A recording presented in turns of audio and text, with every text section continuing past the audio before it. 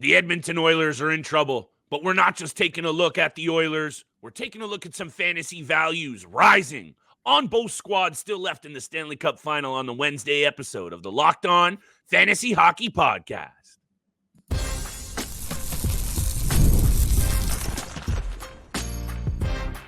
You're Locked On Fantasy Hockey, your daily podcast on fantasy hockey. Part of the Locked On Podcast Network, your team every day. Heard the music, and you know what time it is. It's time for your daily source for fantasy hockey news and degenerate gambling breakdowns, the Locked On Fantasy Hockey Podcast. Happy hump day, everybody, and welcome back inside the lab. I'm joined, as always, by my esteemed co-host, Mr. Steele, wrote in on this side of the microphone. It's your boy, Big Flip Livingstone. You know I got to show some love to the everydayers. Shout out, holding us down every single day, Monday through Friday, making us your first listen every single day. We appreciate that love. Man, it means more than we can say on this show. Wouldn't be doing it without y'all. I'm hype for today's episode and all summer long fantasy draft prep, baby. Steele and I have you covered. We got special guests, top 10s, breakdowns, everything you need to know.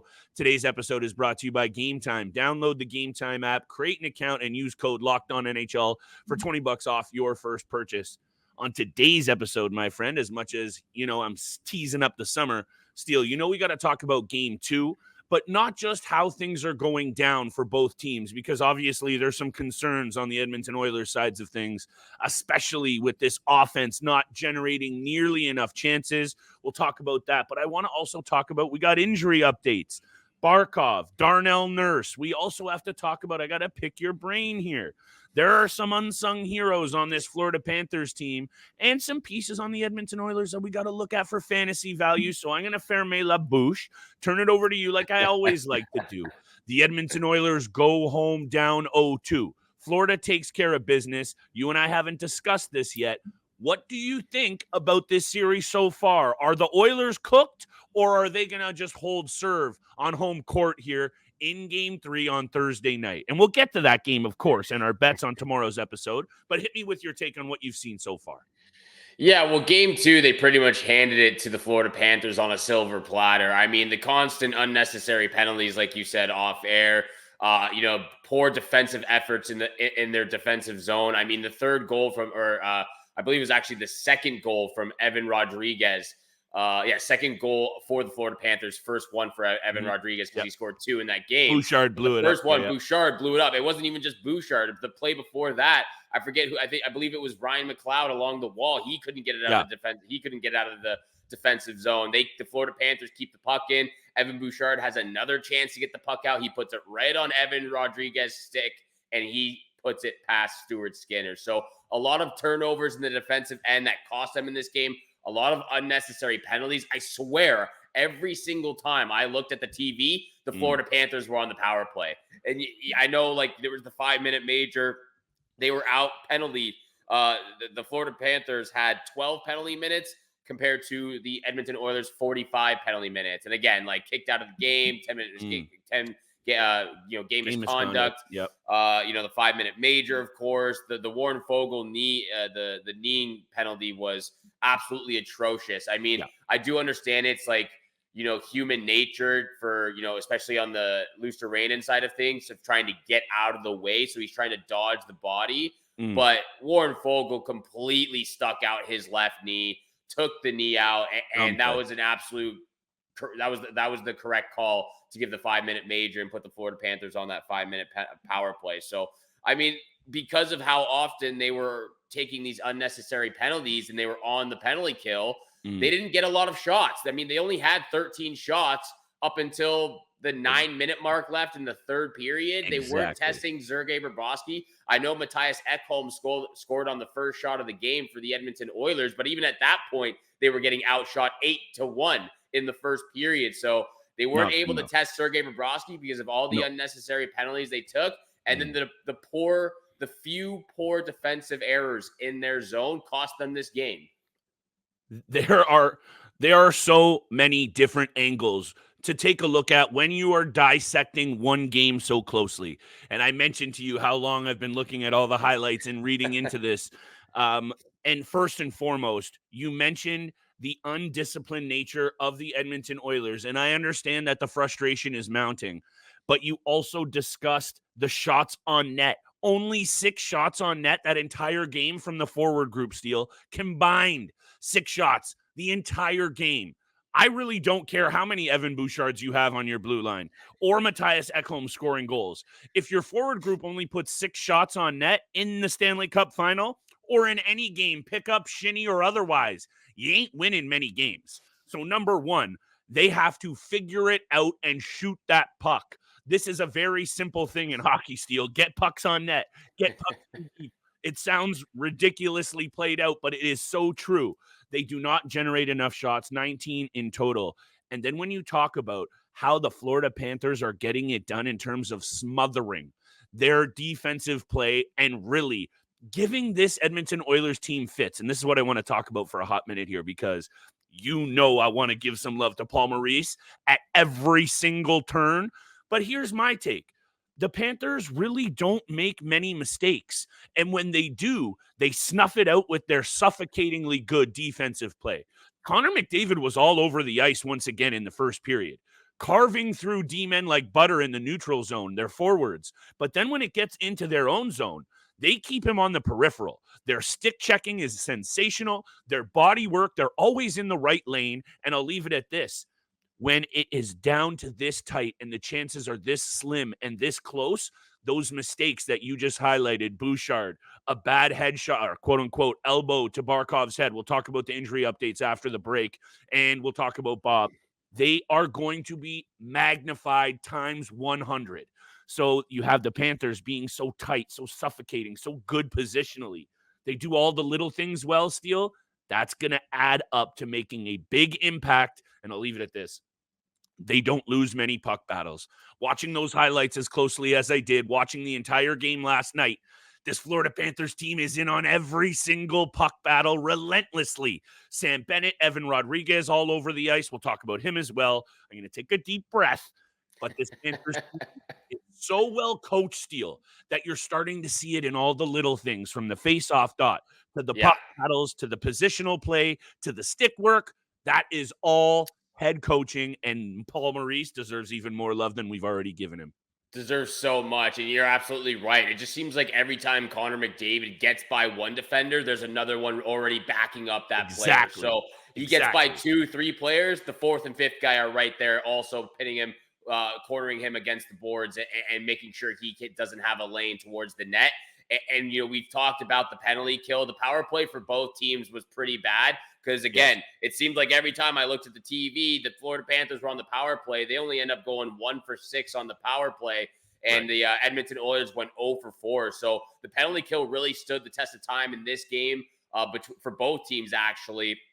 Even though, regardless of, again, we're going to dive into, the Barkov injury, the Nurse injury, and, of course, maybe talk a little bit more about the Lutheran. I want to hear your side of that. But, the penalty kill in this game was a huge factor for both teams, especially for the Edmonton Oilers, because, they scored 1 power play goal for the Florida Panthers scored 1 power play goal. They could have easily scored another 2 or 3, given how many penalties the Edmonton Oilers have. But we'll continue talking about this after the break. We'll come back, talk about the injuries to the players, but we got some ad reads to get to, and we'll come back after the break hot and heavy. Yes, sir. And I've been spending a little bit too much time digging into this deal, because when I just Googled Sergei Bobrovsky's name, the link at Hockey Reference says, I visit it often. So that's how things are a little bit sad over on this side of the microphone.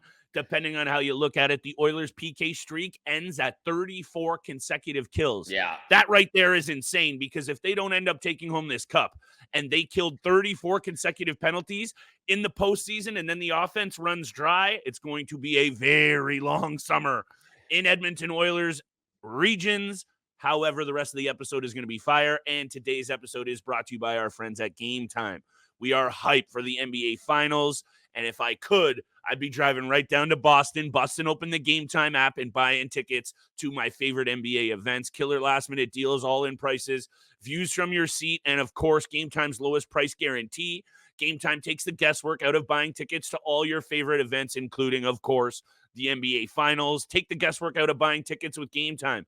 Download the Game Time app, create an account, and use code LOCKEDONNHL for $20 off your first purchase. Terms apply. Create an account and redeem code LOCKEDONNHL for $20 off your first purchase. Download Game Time today. Last minute tickets, lowest price guaranteed. And thank you so much for making the Locked On Fantasy Hockey Podcast your first listen every single day. Continue to hit the subscribe, the follow button, leave a 5-star review, and also make sure you go subscribe to the Locked On Sports Today YouTube channel. They're doing incredible things over there. Been up for so many months now. It's a free 24/7 sports streaming channel program for you every day to bring you the biggest and top stories without all the screaming from Fox Sports or ESPN. Locked On Sports Today brings you can't miss analysis, opinions, and news, streaming 24/7 on YouTube or the free Amazon Fire TV channel. Make sure you go check it out over there as well. Part of the Locked On Podcast Network, your team every single day. And thank you so much for supporting our team over here on the Locked On Fantasy Hockey Podcast. Yes, sir. Really do appreciate all that love and support you show us Monday through Friday, all our daily supporters, daily listeners. We really do appreciate it. So we got to show the love to you throughout the entire season, the off season, the summer. We're getting into it. We're continuing the conversation, though, of Game 2, Florida Panthers, Edmonton Oilers, Stanley Cup Finals. A couple of injuries we need to talk about as well. Yes. Barkov gets laid out by Draisaitl. The Warren Foegele knee-on-knee hit on Luosterainen. And then, of course, Darnell Nurse left early in the game. I actually missed that one. I didn't see exactly what happened, so I would like to hear that from your point of view. But would you maybe let's start with Darnell Nurse first, because I missed that one. I'm not really sure what happened there. Yes, woo. Evan Rodrigues all over the forecheck. Florida Panthers, relentless forecheck. He laid a hit on Nurse. It wasn't earth-shattering or anything like that. It just caught him a little awkwardly. It caught him into the boards in his own end there in the corner. And then he came up kind of limping, kind of holding his arm, upper body area a bit, Steele. What's very weird is he tried to run it out there for the rest of the game in the second and third period. In between whistles, he was out there on the commercial timeouts trying to skate. He only had, I think, 3 or 4 shifts in the entire game. The point remains is Darnell Nurse makes a lot of money, number one. So he obviously is in the news all the time when he makes mistakes. He's minus 15 this postseason. However, I think I mentioned this to you maybe a week ago after the Edmonton Oilers dispatched the Stars. The game 5 and 6, he was engaged in that series once again, and he was a big reason that they were able to shut down the Dallas Stars in a very big way. So they immediately have to go down to 5 D-men. They lose Warren Foegele. I'm not saying this is excuse city or anything, actually, Steele, because you still got to get it done. And they were in that game all the way through until midway through the third period. Yeah. And if not for Evan Rodrigues, and we'll talk about him and his fantasy value in a minute, this game goes a lot differently, Steele. So you have the unsung heroes of Bill Zito. Nico Mikkola puts a puck on his own net and then goes down to the other end and scores. These are the kinds of things that you can't predict, and that Stanley Cup winners have happened for them. But let me throw this over to you, because Aleksander Barkov, and I got a quote up here, that's the concerning one, because it sounds like Darnell Nurse is going to be available. A couple of days of rest, I think he's going to be in there. He's also seen his minutes take a bit of a hit, so maybe they just heap some minutes elsewhere. Barkov, the Selke Trophy winner. He has been so good this postseason, Steele, and we know he affects both ends of the ice. So let me wrap this up and pass it over to you with your take on what you think this means for Florida headed into Edmonton, a very tough barn for Game 3. The quote from our boy Maurice: any updates or information on Barkov? How about a hot take of quote unquote none? So the rumors are out, though, that he could be missing Game 3. He takes an elbow to the head. What do you think about this situation? Because aside from Leon Draisaitl, and that's a bonehead play, I don't even know. Was there a roughing call called on that? I don't even know if there was. I believe there was a roughing call. So he needs to smarten up. And number 2, if Barkov is out of the lineup, I'm not saying this is like the be-all and end-all for Edmonton taking Game 3. That is so massive in terms of X's and O's and freeing up that top line a little bit. However, hit me with your take on this, because Barkov is clearly one of the best players in the NHL today. Oh, he is. And just looking at what he was capable of doing throughout the first 3 rounds, I mean, shutting down Kucherov, shutting down David Pastrnak, shutting down Artemi Panarin. He is Kreider. absolutely Kreider as well. He's absolutely one of the best two-way forwards, clearly the best two-way forward in the game right now. Yeah. And he's making a case to get a lot more credit than he deserves about being one of the best hockey players in the NHL, regardless of how many points he's scoring right now, just because of what he does for his team in a two-way game aspect. So, number one, again, if he's out for game 3, it's massive because that gives a lot more room for Connor McDavid. And again, I know the game plan is not going to change. They're going to continue to smother. They're going to continue to put, keep them around the perimeter, keep them along the boards, to give them no space and time. But Barkov is a huge factor in accomplishing that mission of Paul Maurice's.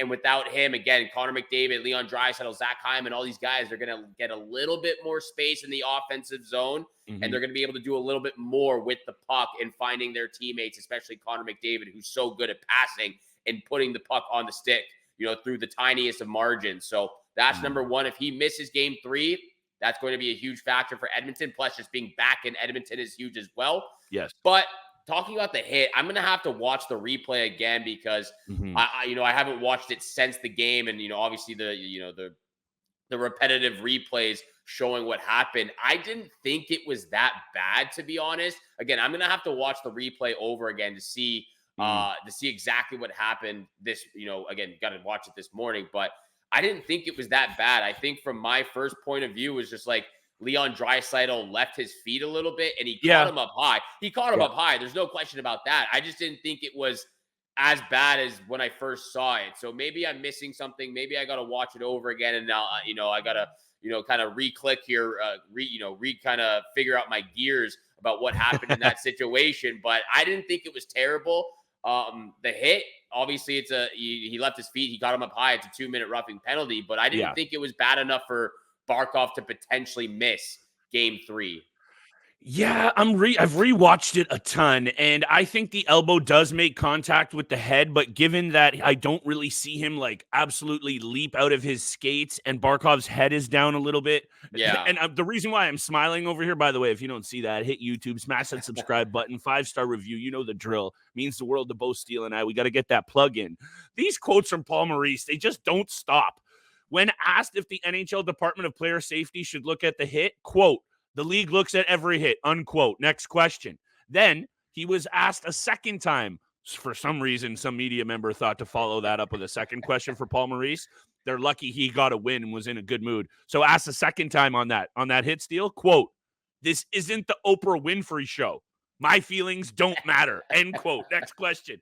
Paul Maurice is such He's so stud. good. I might get a Paul Maurice tat on my back or something weird if they pull this one off. No, I will not. Because the Paul Maurice merch is going to go absolutely we fire. We need some Paul Maurice merch summer. anyway. Yeah. I don't think it was dirty. It was a little bit of a boneheaded, lazy play. Oh, yeah. Leon Draisaitl isn't a dirty player. It kind of looked like he was trying to give him a little smack in the head, though. I will say that after watching that a couple of times. It wasn't malicious, I don't think. I don't think he'll even catch a fine. Let's talk about Sergei Bobrovsky, Evan Rodrigues, some fantasy value right around the break, though, Steele. I got a couple more stats to throw at you. If you're ready, I'm ready to ride. Ready to ride indeed. This episode is also brought to you by Policy Genius. Life insurance is an important safety net for you and your family, but trying to find the right policy on your own can be time-consuming and very overwhelming. Policy Genius is the country's leading online insurance marketplace. With Policy Genius, you can find life insurance policies that start at just $292 per year for $1 million of coverage. Some options offer same-day approval and avoid unnecessary medical exams. Policy Genius helps you compare your options from top companies, and their team of licensed experts is on hand to help talk you through it all. Easily compare quotes from America's top insurers in just a few clicks to find your lowest price. Your work life insurance policy may not offer enough protection for your family needs, and even worse, it may not come with you after you leave your job.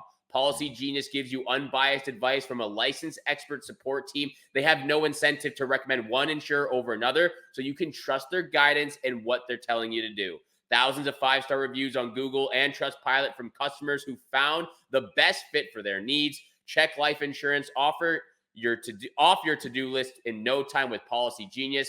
Head to policygenius.com/LockedOnNHL or click the link in the description to get your free life insurance quotes and see how much you can save. That's policygenius.com/LockedOnNHL. And thank you so much for making the Locked On Fantasy Hockey Podcast your first listen every single day. Continue to hit the subscribe, the follow button, leave a 5-star review, and continue to follow us on our new Instagram account, Locked On Fantasy Hockey Pod. Flip's been absolutely killing it. We're going to get the TikTok running back up again. Yes, Hopefully the YouTube Shorts will be coming soon as well. Absolutely killing it. So thank you so much, Flip. Really do appreciate all of that. Appreciate you, pal. Social media content you've got going on for us. Absolutely killing it. But continuing the conversation about killing it, Sergei Bobrovsky has been killing it right now for the Florida Panthers. His fantasy value continues to rise. It is on the rise right now. And Sergei Bobrovsky is, again, another goalie making a case for himself about, potentially jumping up a few rounds right now. I can't remember exactly where he was getting drafted last year. We're going to have to check the ADP. I got it right here, baby. I got it right here, ready to ride. Look, Sergei Bobrovsky, last Stanley Cup Final, Steele, and that's, I was in my bag with these stats. In 5 games last year against the Vegas Golden Knights, he allowed 25 goals and rocked an .844 save percentage. So far, I'll check the math. He's only allowed 1 goal on 51 shots for a .980 save percentage and a .50 goals against and 2 wins. My man came in here and realized at his age of 35 years old, Steele, that he is likely not going to get another good chance like this. And yeah, the Florida Panthers are going to run back a very good team, but we know how hard it is to win this trophy. So he seized the opportunity, and his value has gone up. Most definitely, because I don't think this is a flash in the pan. Is he going to run back a Stanley Cup Final performance for the ages next regular season? I don't think so. But all of what we just talked about in terms of how good this Florida Panthers team is, Paul Maurice, puck battles, and all of that is going to be run back next season. So in my opinion, Bobrovsky last year, let me bring this up, shout out to Fantasy Pros. He was the 17th goalie off the board on average. Yeah. Drafted at an average spot of 105th overall across Yahoo, ESPN, and CBS. That's what Fantasy Pros uses. So in my opinion, 17th goalie off the board is far too late next season. Was it maybe accurate heading into this year, not knowing what he was going to do after all of that hockey in the postseason last year and a really bad Stanley Cup Final performance? We know that those final postseason performances can have hangovers, good and bad. And I think that's what you're seeing there with him going 17th off the board. I could see him going as the 8th, 9th, 10th goalie off the board this year. And I think that's right where I would peg him in terms of my opinion. But a lot of that has to do with not only what we've seen from him this postseason, but how good this Florida Panthers team should be once again next year. That's going to be a great episode to do, talking about which goalie should go off the board first in next year's draft. Polarizing topic around here, Steele. Polarizing topic. We love the fantasy hockey goaltender talk. We'll definitely have to do that because I think you're absolutely right. I think Sergei Bobrovsky at this point, even though with his age, 35 years old, going on 36, he definitely deserves to be at least the 10th goalie taken off the draft board next year, but potentially even higher. So we're definitely going to have to do an episode of doing our top 10 goaltenders that should be taken off in order in next year's fantasy draft. But talking about some more fantasy risers, Sergei Bobrovsky, one of them. There's a few other players that we want to talk about. Evan Rodrigues obviously has a big game last night. 2 goals for him. His 5th and 6th goal of the postseason. Aaron Ekblad gets his first goal of the postseason. Even though it was an empty netter, it still counts. It still works out for them. And there's a few other players. So who you want to talk about next? Honestly, I just also needed to say very quickly. So Evan Rodrigues was one of those players that I came on to last fantasy draft season and talked quite a bit about. Getting a good opportunity, right? We saw him slot into Pittsburgh, play well. We saw him slot into Colorado, play well. We know he can be plug and played up and down the lineup, whether you need him where he is right now with Luosterainen and Lundell. A beautiful third line. Lundell, by the way, another one of those underrated Florida Panthers forwards. That is a Bill Zito beautician. Double circle him for a step out next year, in my opinion. Evan Rodrigues started this season, Steele, with 8 points in 6 games. And I know there was a lot of fantasy GMs out there clamoring to add him because he was getting looks on the top line. He slides down a little bit after he cools, and he slots into, his 39 to 45 point realm, which I think is kind of where you can expect him. but, he had 104 hits. He's a beauty week-to-week flyer. I love him in the keeper dynasty realm. I actually drafted him at the back end of my keeper draft, Steele, Yeah. and I had him for most of the year because in a 16-team league, sometimes you got to get creative. So I'll spit it out. Evan Rodrigues, after what we've seen him do this postseason, and I just mentioned everything that you need to know about what Florida is going to be next year, for sure, in the right format, Evan Rodrigues has earned the respect of being a draftable player at the very back end of keeper dynasty drafts, or in other formats, you most definitely want to be looking at this guy for a week-to-week flyer. He deserves some credit, and he has 3 goals in the Stanley Cup Final, Steele, but he is also getting it done at both ends of the ice. Again, shout out to Bill Zito, 47 hits in this postseason, including, sorry, am I even reading this right? So yeah, 47 hits this postseason. He's not afraid to throw the body around right now. So I just got to give that guy some love. Definitely deserves the respect. Not sure where he'll be going on the draft board next year. Gonna definitely Most be leagues, the he's not later draftable. Keeper dynasty, deeper, he's draftable. I could see him being drafted in the second to last round, just as one of those flyer guys, just because of the, there is the upside of his game. Versatile. Yeah, he's versatile. There's the upside of his game. I mean, he just goes through. He's a very streaky player. It's like you said, first 8 points in 6 games, and then he goes on a hot. He goes on. He usually has the streak. dual position eligibility, and he has the dual position eligibility. He usually has wing and center. So 39 points in 80 games this regular season, a plus 26, which is a massive career high for him. Yeah. 186 shots. 104 hits, like you said, 28 blocks, and then in this playoff post run that he's currently on with the Florida Panthers. Again, he got his 5th and 6th goal in Game 2 Stanley Cup Final, so he's getting it done. 11 points now for the Florida Panthers in this postseason. Yes, sir. So yeah, he's definitely going to be a guy to keep an eye on. But as a flyer, I'll just mention Mikkola as well. He was one of those guys last year that was a flyer for me. Not a draftable player, but you could pick him up on a bi-weekly basis when you need somebody to fill in a position on the blue line. He was one of those guys that sometimes he just turns into a stud defenseman who can join in the rush and start scoring goals and start making plays. But the physicality that he brings, he gets some decent shots on net.